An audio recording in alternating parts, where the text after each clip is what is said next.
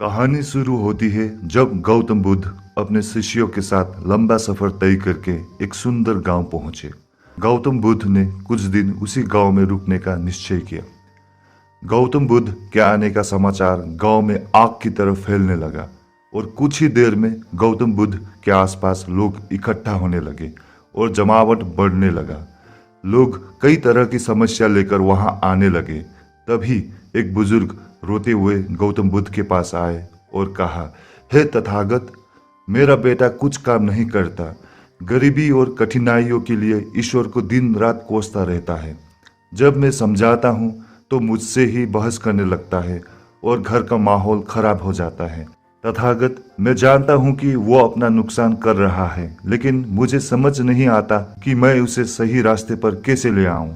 गौतम बुद्ध मुस्कुराए और बुजुर्ग व्यक्ति से बोले, आप कोई बहाना बनाकर अपने बेटे को मेरे पास ले आइए।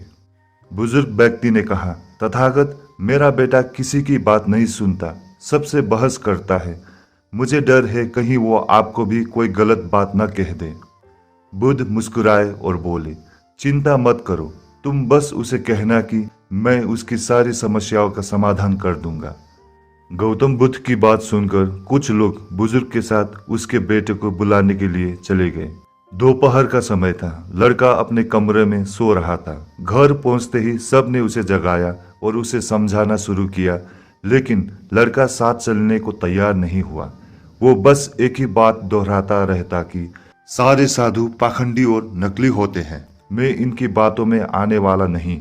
लेकिन जब गांव वाले ने उसे बताया कि बुद्ध उसकी हर परेशानी का समाधान कर देंगे, तब जाकर वो गौतम बुद्ध से मिलने को राजी हुआ। अपने बेटे को लेकर जब बुजुर्ग व्यक्ति ने गौतम बुद्ध के पास पहुंचे तो लड़का बुद्ध को उल्टा बोलने लगा, किस बात के लिए आपने मुझे यहाँ बुलाया?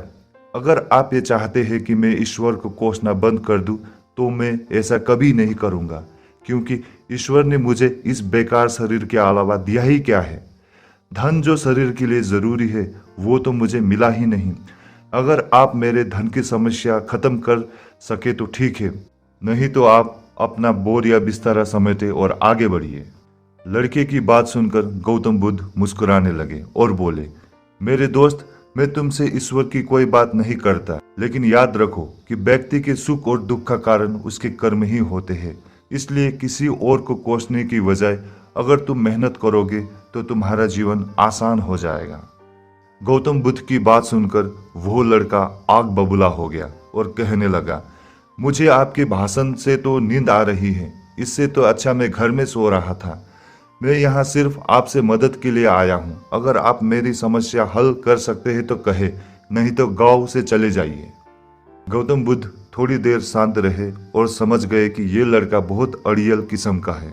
गौतम बुद्ध उस नौजवान से बोले, मैं एक राजा को जानता हूँ और तुम्हें उससे धन दिलवा सकता हूँ, जिससे न तुम केवल व्यापार वगैरह कर सको, बल्कि इतना धन मिलेगा कि तुम अमीर बन जाओगे, लेकिन बदले में तुम्हें भी उसे कुछ देना होगा।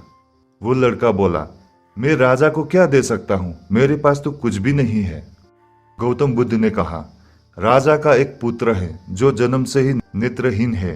राजा वैद्य ने कहा है कि अगर राजकुमार को किसी जीवित व्यक्ति की आंखें मिल जाए तब वो ठीक हो सकता है। अगर तुम अपनी दोनों आंखें राजकुमार को दे दो तो राजा तुम्हें तुम्हारी वजन के बराबर सोने के सिक्के देंगे, फिर तुम अपने जीवन आराम से बिता सकते हो। ये सुनते ही डर के कारण लड़के ने आंखों पर हाथ रख लिया और जोर से कहा, ये आप क्या बोल रहे हैं? जीते जी कोई अपनी आंखें कैसे दे सकता है? कोई कितना भी धन क्यों ना दे, मैं अपनी आंखें नहीं दे सकता। गौतम बुद्ध बोले, कोई बात नहीं, दो नहीं तो सिर्फ एक ही आंख दे दो, फिर भी मैं तुम्हें तुम्हारी वजन के बराबर सोने के सिक्के दिलवा दूंगा। वो लड़का फिर जमकर बोला, आप ये कैसी बातें कर रहे हैं? मुझे सोने का चाहे जितने सिक्के मिल जाए, मैं अपनी एक भी आंख नहीं दे सकता। मेरी आंखें अनमोल हैं। गौतम बुद्ध ने कहा, अगर तुमको और धन चाहिए तो बोलो, राजा मना नहीं करेगा। तो लड़का बोला, मेरी आंखें अमूल्य है, कृपया आप ये कहना बंद कर दे। मुझे किसी भी कीमत पर अपनी आंखें नहीं बेचनी। लड़के की बात सुनकर गौतम बुद्ध ने कहा, मेरे प्यारे दोस्त, अभी कुछ समय पहले ही तुमने अपने शरीर को बेकार कह के कोस रहे थे और अब तुम कह रहे हो कि तुम्हारी आंखें अनमोल हैं। आंखें तुम्हारे शरीर का छोटा सा हिस्सा है। अगर तुम्हारी आंखें अनमोल हैं तो तुम्हारा शरीर कैसे बेकार हो सकता है। अगर शरीर तुम्हें अनमोल लगता है तो तुम्हारी बुद्धि की क्या कीमत है। अगर ये सब अनमोल है तो जीवन शक्ति जो तुम्हें जिंदा रखे हुए है उसकी क्या कीमत है। सबसे बड़ी ताकत पहले से तुम्हारे पास है। गौतम बुद्ध के शब्द सुनकर उस लड़के की आंखों में आंसू आ गए। वो तथागत के चरणों में गिर के रोने लगा। फिर कहा, मैंने बहुत बार कोशिश की लेकिन मैं कुछ कर नहीं सका, इसलिए मैं इतना हताश और कड़वा हो गया। बुद्ध ने लड़के को उठाया और कहा, मेरे दोस्त, इंसान का जन्म बहुत कीमती है। केवल इंसान के पास ही इतना विवेक होता है कि वो सही गलत में अंतर कर सकता है। ताकतवर पशु पक्षियों में भी ये स्वतंत्रता नहीं है। इसलिए अपने शब्दों की ताकत को पहचानो और किस्मत को कोसना बंद करो। जब सर पर परेशानी आती है तो हम सब नकारात्मक हो जाते हैं और भूल जाते हैं कि हमारे पास कितनी सारी कीमती योग्यताएं हैं। गौतम बुद्ध कहते हैं कि बनाने और मिटाने दोनों की शक्ति हमारे शब्द में है।